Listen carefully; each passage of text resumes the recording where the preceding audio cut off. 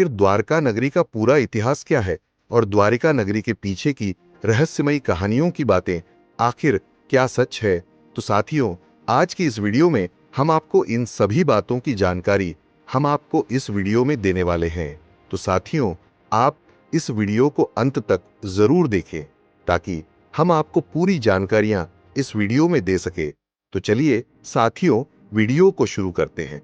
तो साथियों, द्वारिका नगरी भारत के पश्चिमी तट पर स्थित एक प्राचीन और पवित्र नगर है और ये नगरी गुजरात राज्य में स्थित है और इस नगर को हिंदू धर्म में अत्यंत महत्वपूर्ण स्थान प्राप्त हुआ है।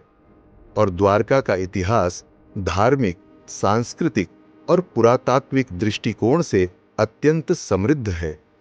इसका प्रमुख संबंध भगवान श्री कृष्ण जी से है।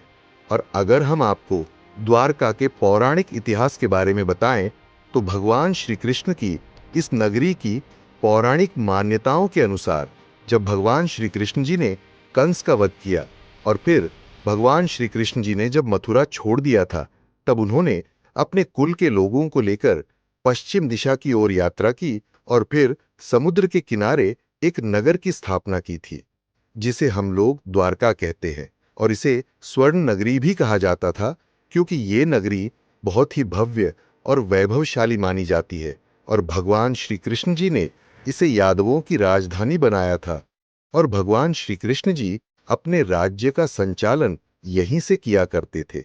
और ऐसा भी माना जाता है कि द्वारिका नगरी का निर्माण स्वयं भगवान विष्णु के दिव्य वास्तुकार भगवान विश्वकर्मा जी के द्वारा किया गया था। और ऐसा पौराणिक कथाओं में भी वर्णित है कि द्वारिका नगरी के निर्माण की भूमि को देने के लिए समुद्र अपने स्थान से पीछे हट गया था। और अगर हम आपको द्वारका नगरी और महाभारत के बीच संबंधों के बारे में बताएं तो महाभारत में द्वारका नगरी का विस्तार से उल्लेख मिलता है। और जब जरासंध और कालेवन जैसे राजाओं ने यादवों पर बार बार आक्रमण किया, तब श्री कृष्ण जी ने मथुरा छोड़कर समुद्र के किनारे द्वारका में एक सुरक्षित और सुदृढ़ नगर की स्थापना की थी। और यहीं से भगवान श्री कृष्ण जी ने महाभारत के युद्ध में अपनी महत्वपूर्ण भूमिका निभाई थी और अर्जुन को गीता का उपदेश देने के लिए कौरवों और पांडवों के बीच संबंध बनाया था। और अब हम आपको बताने वाले हैं कि आखिर द्वारिका नगरी का पतन कैसे हुआ था।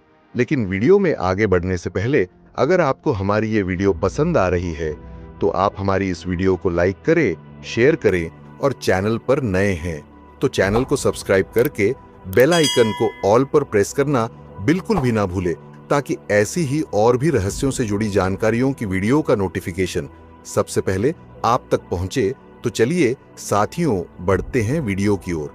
तो साथियों, महाभारत के अंत के बाद यादव वंश में आपसी कलह यानी कि आपस में लड़ने लगे थे और एक अभिशाप के कारण द्वारिका नगरी का विनाश हो गया था।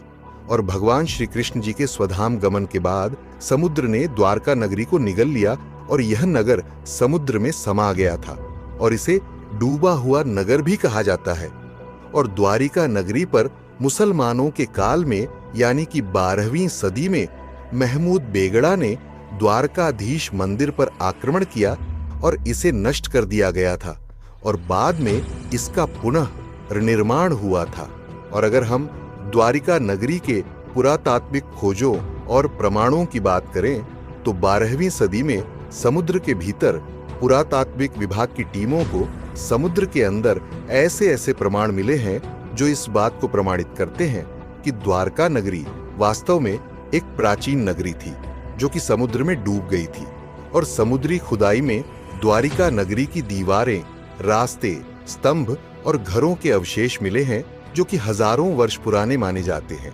और अगर हम आज की आधुनिक द्वारका नगरी की बात करें तो आज की द्वारका नगरी गुजरात के देवभूमि द्वारका जिले में स्थित है और यह चारों धामों में से एक है। और यहाँ का द्वारकाधीश मंदिर बहुत ही प्रसिद्ध है जिसे जगत राना के नाम से भी जाना जाता है। और हर साल लाखों श्रद्धालु द्वारका नगरी में आते हैं और यहाँ भगवान श्री कृष्ण की भक्ति में लीन होते हैं। और अगर हम आपको द्वारिका नगरी के नाम की उत्पत्ति के बारे में बताएं तो द्वारका शब्द संस्कृत के द्वार अर्थात दरवाजे से है और का यानी कि मुक्ति से मिलकर बना है, जिसका अर्थ होता है मोक्ष का द्वार या मुक्ति का प्रवेश द्वार। और इसीलिए इसे मोक्ष का धाम भी कहा जाता है। और अगर हम आपको द्वारिका नगरी के प्रमुख स्थलों के साल पुराने अवशेष पाए गए थे, जिनमें पत्थरों की सड़कें, दीवारें और स्तंभों के अवशेष शामिल थे। और ये खोज भारतीय पुरातत्व सर्वेक्षण और समुद्री खोजकर्ताओं ने की थी। और इससे इस बात को सबसे अधिक बल मिला कि महाभारत का वर्णन सिर्फ एक कथा नहीं है, बल्कि ये ऐतिहासिक घटनाएं भी हैं। और भगवान श्री कृष्ण का अंतिम समय और द्वारका के विनाश और महाभारत के युद्ध के बाद भगवान श्री कृष्ण जी ने पृथ्वी पर अपने कार्यों को पूरा किया था। और भगवान श्री कृष्ण जी को मिले एक श्राप के कारण यादवों के कुलों में आपसी संघर्ष हुआ और वे लोग नष्ट हो गए थे। और भगवान श्री कृष्ण ने प्रभास क्षेत्र में एक पीपल के नीचे योग निद्रा में बैठकर शरीर का त्याग किया था। उसके बाद समुद्र ने द्वारका नगरी को निगल लिया था। और ये सारी घटनाएं ये बताती हैं कि द्वारका न केवल एक धार्मिक महत्व रखती है, बल्कि ये भारतीय इतिहास, पुरातत्व और संस्कृति की एक अनमोल धरोहर है।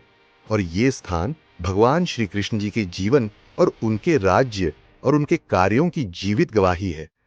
तो साथियों, मैं उम्मीद करता हूं कि आपको हमारी इस वीडियो में दी गई जानकारियां पसंद आई होगी।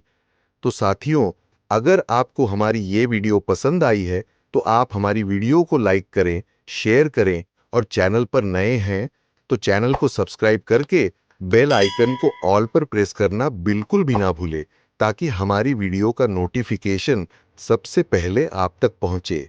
जय हिंद, जय भारत।